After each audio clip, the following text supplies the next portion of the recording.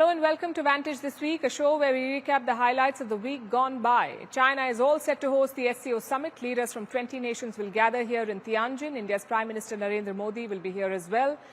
It will be his first visit to China in 7 years. What is on the cards? What can be expected? We'll discuss all of that. Meanwhile, the Trump administration continues to lash out at India over Russian oil. So what is Delhi's strategy? We will discuss that too. And tell you why US warships are in Venezuelan waters is another conflict in the making.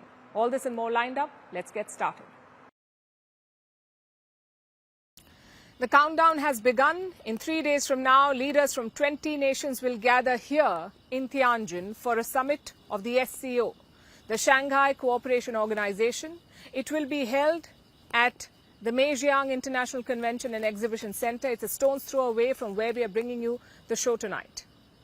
And this will be a significant one. India's Prime Minister Narendra Modi is attending in person. It's a high-profile engagement. This is Prime Minister Modi's first visit to China in 7 years, and it comes at a critical moment, not just for India, but the whole world. Trump's trade war is ripping through the global economy. He's waging battles with China, Russia and India, 3 countries that happen to be key members of the SCO. And this comes at a time when global conflicts remain far from resolution, from the war in Ukraine to the one in Gaza. No end in sight. And against this backdrop, this year's SCO becomes critical for India, an important platform to reaffirm its position on global issues. Prime Minister Modi's engagements in the coming days will be about consensus building. They also show India's strategic autonomy and multi-alignment. Because look at the schedule this week. The Prime Minister's schedule. He's heading to Japan tonight, which is a member of the Quad. And 2 days later, he will land here for the SCO. It shows how India works with different partners without being boxed into the Western concept of alliances. The visit to Japan is also the first of its kind in nearly 7 years. Prime Minister Modi's first standalone visit to Japan in this period, almost 7 years. There, he will hold his first summit with Prime Minister Shigeru Ishiba. India and Japan are 2 of Asia's leading democracies, 2 of the world's top 5 economies, and also partners in the Quad. Reports say Modi and Ishiba will travel to Sendai, the city known for its semiconductor industry, and they will go there by a bullet train. On their first ride together, the 2 leaders will explore Japan's role in India's future bullet train projects. Remember, Japan is already involved in a bullet train project on the Mumbai-Ahmedabad route. India is looking to explore more such projects. So technology and economic partnership will dominate Prime Minister Modi's visit to Japan, and this will set the tone before the SCO summit here in Tianjin. And what are India's objectives for the SCO? Well, the focus will be on what India calls the 3 evils: terrorism, separatism and extremism. The Ministry of External Affairs issued a statement earlier this week. It said that India is working with other SCO members. It wants to ensure a strong condemnation of terrorism, including cross-border terrorism. I must mention here that Pakistan is also a member of the SCO, which makes India's task both significant and challenging. And it has assumed urgency after Operation Sindoor. This operation was India's response to the Pahalgam terror attack. The attackers belong to the Resistance Front, TRF. It's a proxy group of the Pakistani terror outfit Lashkar-e-Toiba. India went after them. It struck multiple terror camps deep inside Pakistan, including the Lashkar headquarters at Muridke and the Jaish-e-Mohammed facilities in Bahawalpur. These strikes took place in the month of May, and in June, they were discussed in a meeting of the SCO defense ministers. A joint statement followed, but India did not sign it because New Delhi wanted tougher language on the issue of terrorism. It was a call that did not find support, so expect Prime Minister Modi to make a fresh pitch on this front. And beyond the call for combating terror, diplomacy will also be on full display. Prime Minister Modi will meet Xi Jinping separately, also with Russian President Vladimir Putin. They'll both be here. He is expected to hold bilateral meetings with both the leaders of Russia and China on the sidelines. Trade and energy could dominate those discussions, and these talks will be closely watched because of India's balancing act. India has stood firm against tariffs from Washington, a position that has been well received both here in China and in Russia. So expect clear outcomes on 3 fronts: building consensus against terror, securing India's economic interests, and projecting India as an independent power center. And these are not just talking points. These are India's priorities. For Prime Minister Modi, the SCO summit is more than a routine multilateral meet. It is an opportunity to press India's stand on terrorism, to deal directly with China and Russia, and to signal to the world that India will not compromise on strategic autonomy. This year's SCO summit is the largest ever. And perhaps more importantly, it is China's first international gathering of this scale since the pandemic. So it wants to put its best foot forward. And the first step to that would be ensuring smooth press coverage. Today we visited the media center of the SCO summit. It is right next to the main summit venue, and it's massive, with rows of buzzing workstations, live press briefings, and then a surprise. Or should I say, AI surprise. Robots. Not just displays, but interactive animated AI-powered machines, some dabbing, some mirroring your movements, and a humanoid AI assistant that makes conversation. Of course, we chatted with it, and no, it was not your usual Q&A. Here's how it went. Tianjin is abuzz because something big is happening here. It is getting ready for the Shanghai Cooperation Organisation, or SCO Summit. This is the 5th time that China is hosting the summit. Adjacent to the main venue is the media center, the one-stop destination for the nearly 3,000 journalists huddling in the port city, with everything from workstations and news briefings to photo releases and summit updates. But it's not just about cables and coffee here. At the center of it all stands an exciting interactive surprise, an AI humanoid robot. Hi, good afternoon. How are you doing? Good afternoon. I'm doing great. Are you all set for the SCO summit? Yes. Everything is fully prepared for the SCO summit. Can you tell me about yourself? Certainly. I'm Xiaohe, an advanced humanoid AI robot designed for the SCO summit. I specialize in multilingual communication, emotional intelligence. I originate from a robotics facility in Dalian and embody futuristic technology with lifelike appearance and behavior. This SCO summit is the largest ever.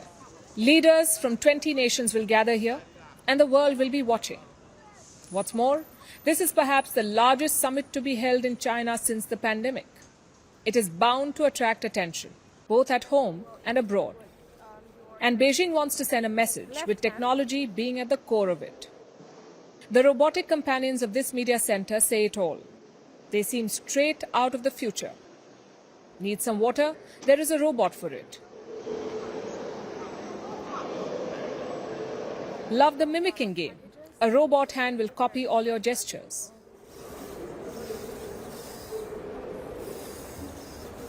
Even the complicated ones. Need some love? There is a robot waiting for you.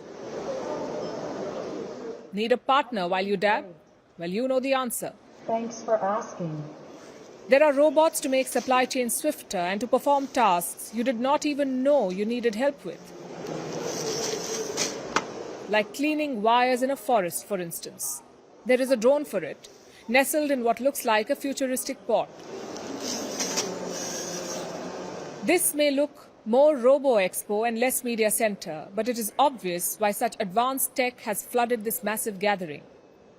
This is about telling the West that they can try to bully the global South, they can try to patronize, but they won't succeed. This SCO summit signals a shift in balance. Amid these turbulent geopolitical times, it is a showcase of the global South leading the way, leaving the West to play catch-up. Want to know why? Our friend, the humanoid robot, has a pro tip for you. Watch the coverage of the SCO summit from Tianjin on Firstpost. So just 2 days left for the SCO summit to begin. The scale of arrangements at the media center shows how much importance China is giving to this event. And for India too, it is a significant engagement, the outcome of a slow but steady reset in ties with Beijing. And this reset has not happened overnight. It's been in the making for months. A new report is out with new details about how this rapprochement began. According to Bloomberg, it was China that made the first move. It began in March this year. The US was tightening tariffs on Chinese goods. In that climate, Beijing quietly reached out to New Delhi. President Xi Jinping sent a personal letter to India's President Draupadi Murmu. The letter spoke of closer ties. It also warned against US deals that could hurt China's interests. And it named an official to guide Beijing's outreach. The message was then relayed to Prime Minister Narendra Modi. India approached this with caution. No immediate response was given. But by the month of June, circumstances began changing. The trade negotiations with Washington had soured, Trump had slapped a 50% tariff on Indian exports, and New Delhi was unhappy about his claim of mediating peace between India and Pakistan. Together, these factors pushed India to consider China's outreach more seriously. By August, the momentum had clearly shifted. Both sides agreed to step up border talks, and all of this paved the way for Prime Minister Modi's first visit to China this week. The first one in 7 years, as I've been saying. So New Delhi has proceeded with caution. Discussions from the Indian side were led by senior officials, including National Security Advisor Ajit Doval. He traveled to China twice in the past year. In July, External Affairs Minister S. Jaishankar visited Beijing. It was his first such trip in 5 years. And India used these meetings to press its concerns. It asked China to avoid restrictive trade measures and to ensure steady supplies of fertilizers and rare earths to India. China gave assurances on both these counts. This opened the door to a series of moves. Both sides appear keen to build on the momentum. There is talk of resuming direct flights between India and China. Beijing has eased curbs on urea shipments to India, and India has restored tourist visas for Chinese nationals. On the business front, too, talks have picked up. Indian businesses are discussing new projects with their Chinese counterparts. So far, there are two clear takeaways. First, Trump's tariff policy has backfired. When he raised the tariffs on India, China saw an opportunity and seized it, and India reciprocated. That's point number one, which brings me to point number two. Economics is clearly taking precedence in this relationship now. China's economy is struggling with deflation and industrial overcapacity. Factories face shrinking demand in the West, especially those that produce electric vehicles and solar panels. For them, India's 1.4 billion consumers are an attractive market. And for New Delhi, Chinese capital and technology could support Indian manufacturing. So it's a win-win situation. That does not mean India's other concerns take a backseat. The border remains calm but disputed and unresolved. That's one issue that must be addressed. Plus, China's support for Pakistan remains a core concern for India. These challenges can neither be ignored nor underestimated. At the same time, India has found a middle ground to work with the Chinese side without compromising on security and by selectively opening doors where economic gains are clear. This is engagement on Indian terms. It is pragmatic, measured, and driven by national interest. And the outreach by China is proof that Delhi can engage Beijing without conceding ground and balance deterrence with dialogue.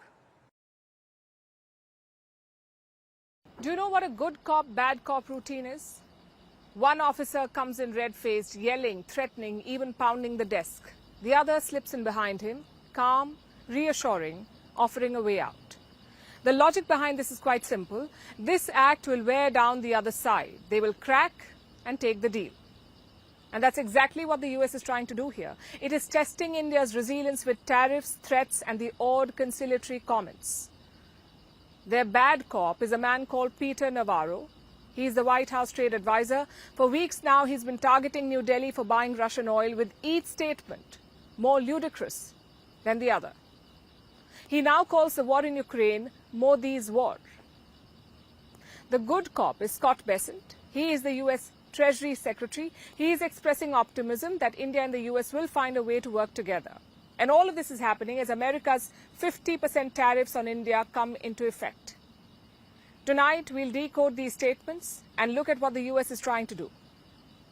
And we'll start with Peter Navarro. This time, he has outdone himself. He says the war in Ukraine is Modi's war. Listen to this. Everybody in America loses because of what India is doing. The consumers and businesses and everything lose, and workers lose because India's high tariffs cost us jobs, factories and income, and higher wages. And then the taxpayers lose because we got to fund Modi's war. I mean Modi's war because the road to peace runs, in part, through New Delhi.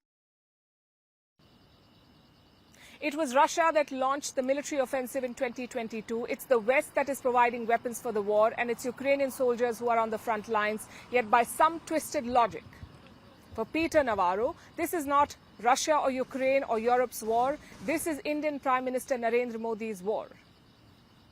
And if you thought this was provocative, there is more. Navarro says the road to peace in Ukraine runs through India. It runs through New Delhi, not Moscow. If India stops buying oil, Putin would run out of money faster and the war would end.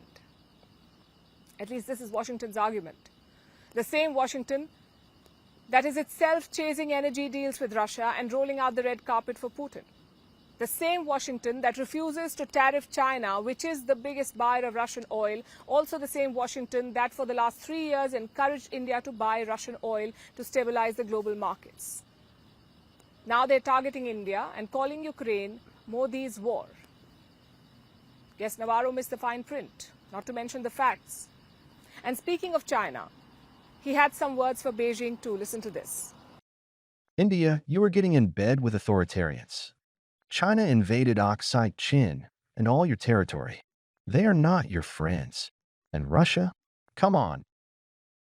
Getting in bed with authoritarians. That's what Peter Navarro calls it. Of course, we know what he's hinting at. Indian Prime Minister Narendra Modi is all set to visit China. His first visit in 7 years. He will attend the SCO or the Shanghai Cooperation Organisation Summit. This comes amid an India-China reset. And it's this reset that Navarro has described as getting in bed with authoritarians. Guess he hasn't heard his own president speak because Donald Trump cannot stop fawning over Kim Jong-un. He met Kim, the North Korean leader, thrice in his first term as president. And now he wants to meet him again. But sure, it is India that is cozying up to authoritarians. And if Navarro is the hammer, Besant is the velvet glove. His tone couldn't have been more different. He admits that the relationship is tense, the India-US relationship. It's tense, but he insists that at the end of the day, Washington and New Delhi will, quote-unquote, come together. There's many levels going on here. I do think India is the world's largest democracy. The US is the world's largest economy. I think at the end of the day, we will come together. The subtext is clear. Navarro can call names, Trump can slap tariffs, but the United States still needs India.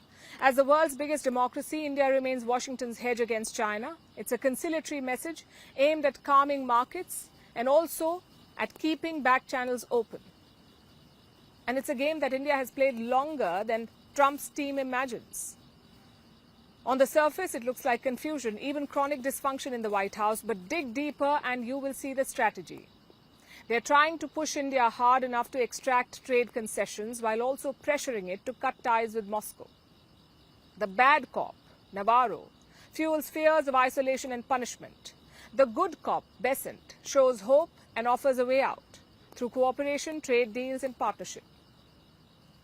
But here's the problem. Like I said, India has seen this movie before. The faces change, the threats change, the promises change, but the script remains the same. For decades, Washington has tried this playbook and India has remained committed to its own interests. That won't change because of Trump's all caps and high decibels. New Delhi will not choose what suits America or Russia or China. It will choose what is best for the people of India. The battle over Russian oil is heating up. What began as a trade dispute has turned into a full-blown diplomatic duel. India is now sending a blunt message to Washington. The latest to weigh in is India's ambassador to Russia. His name is Vinay Kumar. He gave an interview to Russian news agency TASS and made India's position clear. India will buy oil from wherever it gets the best deal. In the same breath, Ambassador Kumar took a swipe at the US. First of all, we have clearly stated that our objective is energy security of 1.4 billion people of India. So the U.S. decision is unfair, unreasonable, and unjustified. Now, government will continue taking measures which will protect the national interest of the country. And the trade takes place on commercial basis. So if the basis of commercial transaction trade imports are right, Indian companies will continue buying from wherever they get the best deal. The US tariffs are unfair, unreasonable and unjustified. India buys oil based on market terms, not politics. And above all, India's energy security is non-negotiable. That's what the Indian ambassador said. And this has been New Delhi's position from day one. But now the tone has shifted. The message is sharper. India is not mincing words, and the timing is no coincidence. Donald Trump's deadline is just 2 days away. On the 27th of August, the higher US tariffs will come into effect. Another 25% duty will kick in on Indian exports, which takes the total tariff burden on India to 50%, 50. It's the highest rate the US has imposed on any country, higher than what China faces, higher than what any US ally faces. And that is the double standard that India is calling out. Because remember, India is not the biggest buyer of Russian oil. That is China. And this is where New Delhi is drawing the line. Foreign Minister S. Jaishankar made that clear over the weekend. In a way, is being presented as an oil issue. But why I say it's being presented is because the same arguments which have been used to target India have not been applied to the largest oil importer, which is China, has not been applied to the largest LNG importer, which is the European Union. Jaishankar said India is still negotiating with the US, but it has clear red lines to defend. He assured that farmers and small businesses will be protected. He reiterated India's position on Russian oil and said that India's energy policy serves national interest and helps keep global prices stable. Jaishankar also took an aim at the US administration and Western oil buyers. Listen to this.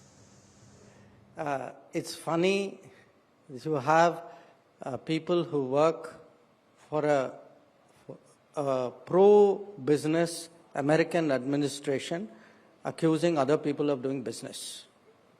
Okay, that's really curious. But here's the point. If you have a problem buying oil from India, oil or refined products, don't buy it. Nobody forced you to buy it. But Europe buys, America buys. So you don't like it, don't buy it. So New Delhi is standing its ground. This has led to fresh attacks from the Republicans and the US government, and among them is Nikki Haley. Remember, she was Trump's ambassador to the United Nations in the last term. She has written an opinion piece for Newsweek, which is an American news magazine. And in this piece, Nikki Haley has said, and I'm quoting, India must take Trump's point over Russian oil seriously. Those were her words. She said that India should work with the White House and find a solution soon. She called India a prized democratic partner and said that the US should not treat India like an adversary.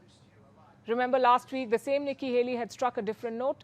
She had warned that the US-India relationship is at a breaking point and it's critical to get ties back on track if the US wants to keep China in check. So Haley is now recalibrating her position. She's tempering her criticism of Donald Trump, perhaps, and putting the onus on India. She wants India to change course, to bend to US demands, and to restrict its trade with Russia. US Vice President J.D. Vance has also spoken on this. In an interview, he defended the Trump tariffs and he called them aggressive economic leverage.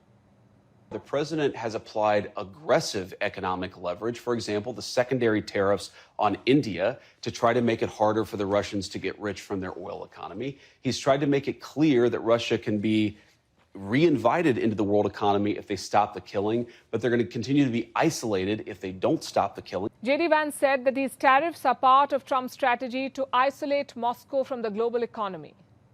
But they're having the opposite effect.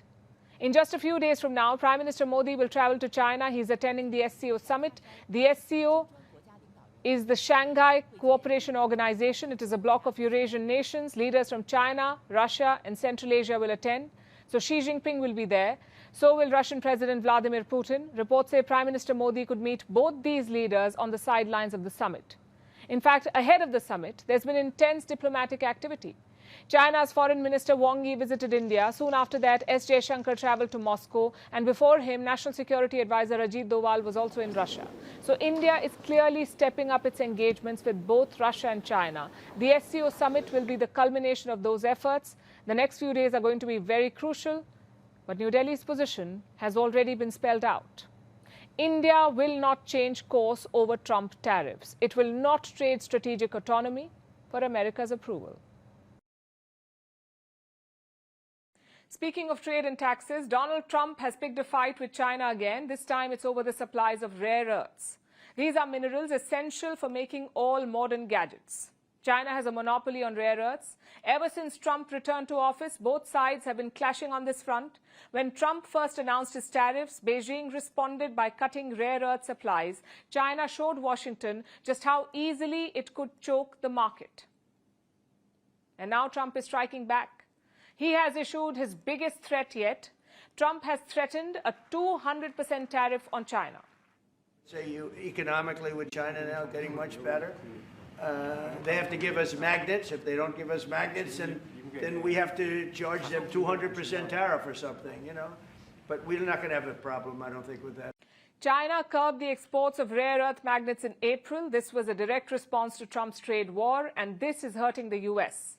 Like I said, rare earth minerals and magnets are critical for any modern-day technology. Your smartphones, electric cars, wind turbines, even missiles, they all need these magnets and rare earths. And China controls this market. It controls 90% of the global rare earth supply. That is Beijing's leverage. So when exports were cut, the impact was immediate. By the month of June, Washington was forced to negotiate with China. A temporary truce was reached, and China agreed to resume the shipments. But that truce is fragile. And now Trump is back with a new warning. He says if China cuts magnet supplies again, the US will respond with a 200% tariff. So the question is, what leverage does Trump have over the Chinese? What can he wield against them? And Trump answered that by pointing towards airplane parts. 200 of their planes were unable to fly because we were not giving them Boeing parts purposely, because they weren't giving us magnets.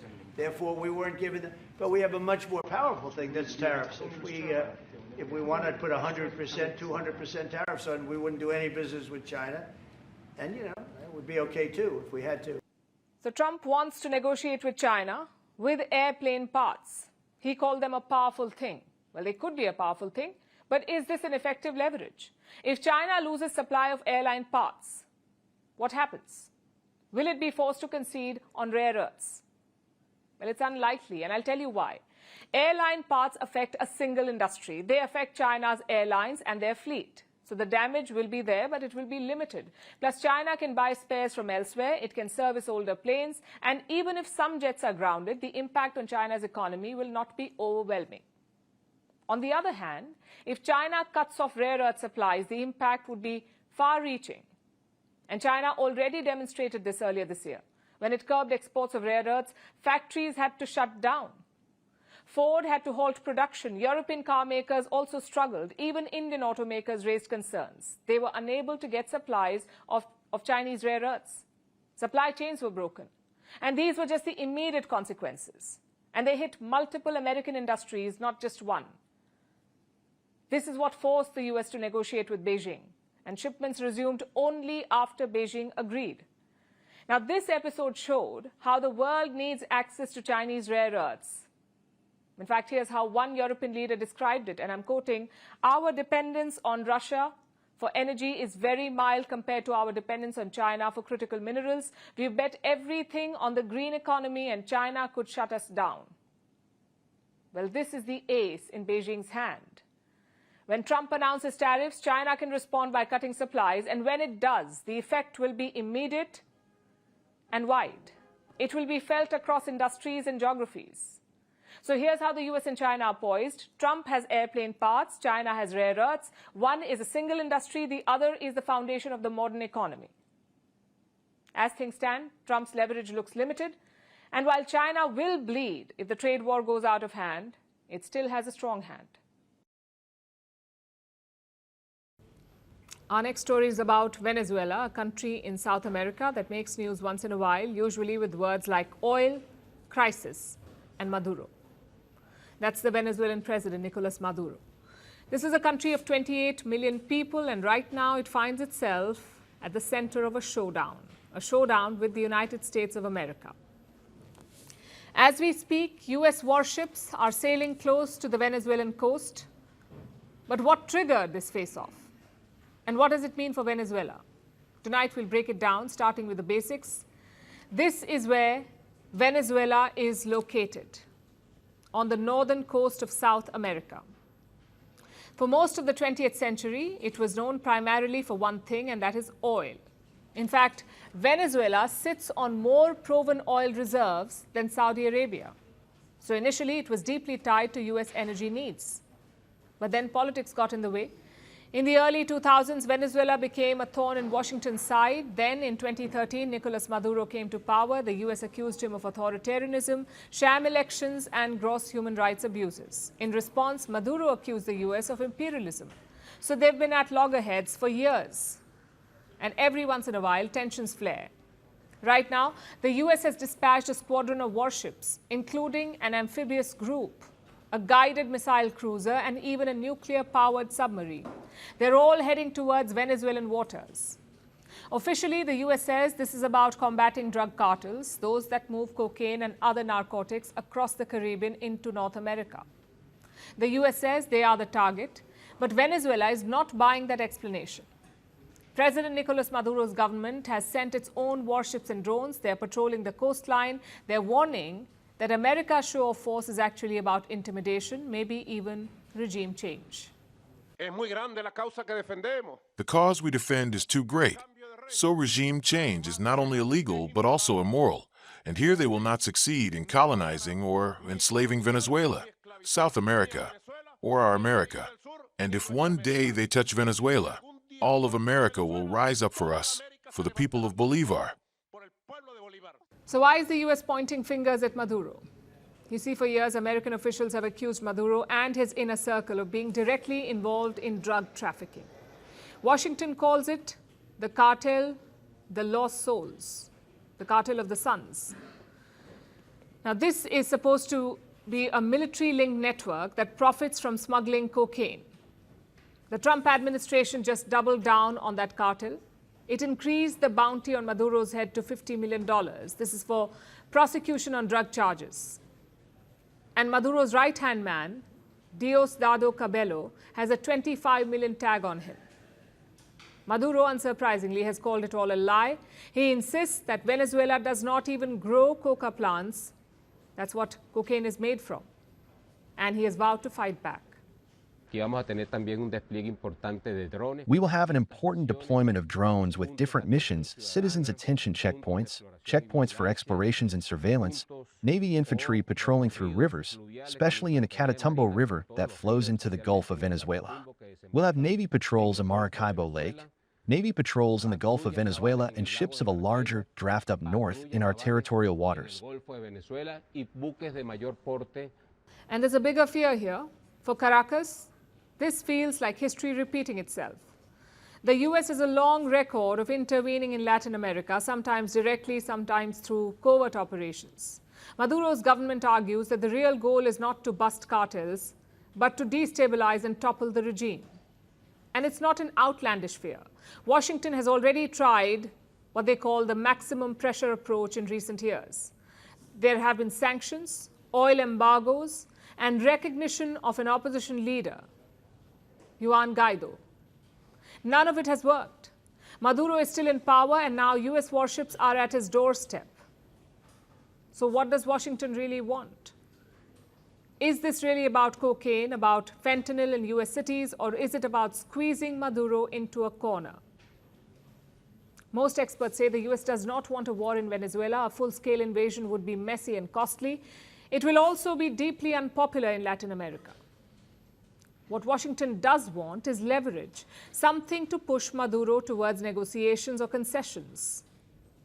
What makes the current standoff especially dramatic is the military hardware involved. Nuclear submarines in the Caribbean are not an everyday sight. Venezuela has already written to the United Nations. It calls this a serious threat to regional peace and security. So even if this is posturing, the imagery is powerful and dangerous. We'll be tracking this one closely for you. You've heard of Israel's Iron Dome, but now Turkiye has a steel dome. It is an integrated air defense system worth $460 million. It has 47 vehicles, including radar systems, anti-aircraft batteries, and electronic warfare equipment. Turkish President Recep Tayyip Erdogan has unveiled the steel dome. He's called it a watershed moment for the country. But why now? And what does this mean for Turkish defense capabilities? Also, how is the steel dome different from the Iron Dome? Our next report tells you. Turkiye has unveiled what's being called the Steel Dome. Turkish President Recep Tayyip Erdogan has formally inaugurated it. Erdogan's government announced its development in August last year. Now, after months of intense buzz around the subject, the dome has finally made an appearance. So what is the Steel Dome? It is an integrated air defense system worth $460 million. It combines sea-based and land-based air defense platforms, as well as sensors, into a network that can protect Turkiye's skies. It consists of 47 vehicles, including a combination of radar systems, anti-aircraft batteries, electronic warfare equipment, and supporting platforms. Turkiye currently operates a multi-layered air defense network. It combines short-range missiles for low-altitude threats, with long-range interceptors capable of engaging targets up to 30 kilometers high. But the Steel Dome is expected to integrate short, medium, and long-range missile systems, with radars, sensors, electronic jammers, and an AI-supported command center to create a shield for full-spectrum protection that can provide real-time threat response.